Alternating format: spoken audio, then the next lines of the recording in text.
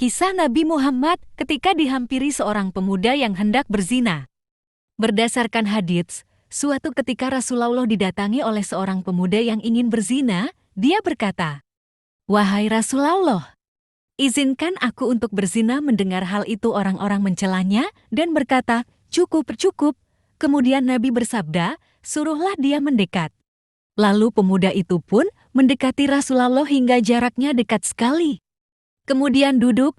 Setelah itu, Nabi berkata kepadanya, "Apakah kamu suka jika perzinaan terjadi pada ibumu?"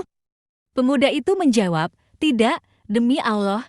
Nabi melanjutkan pertanyaannya, "Demikian pula orang lain, mereka tidak suka jika perzinaan terjadi pada ibu-ibu mereka." Nabi bertanya kembali, "Apakah engkau suka jika perzinaan terjadi pada puterimu?" Dia menjawab, "Tidak, demi Allah."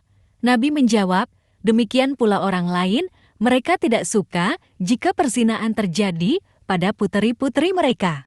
Nabi bertanya kembali, "Apakah engkau suka jika perzinaan terjadi pada saudara perempuanmu?"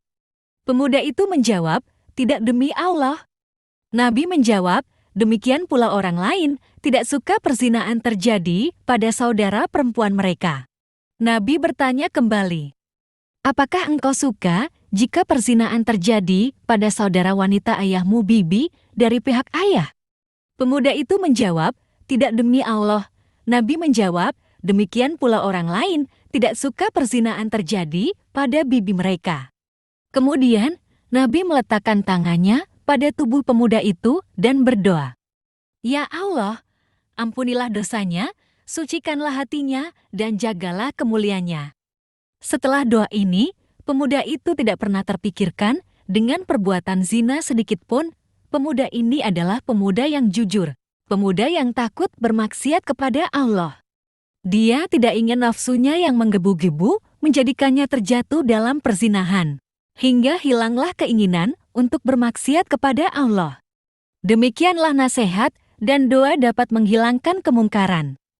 Sesungguhnya Allah dan Rasul-Nya telah mengharamkan zina, telah menerangkan kejinya, buruknya, dan jahatnya. Bahkan Dia melarang dari mendekatinya. Dan janganlah kamu mendekati zina, sesungguhnya zina itu adalah suatu perbuatan yang keji dan suatu jalan yang buruk. Quran Surat Al-Isra 32. Nabi bersabda, "Tidaklah pezina melakukan zina di saat berzina, sedangkan dia dalam keadaan beriman." Wassalam.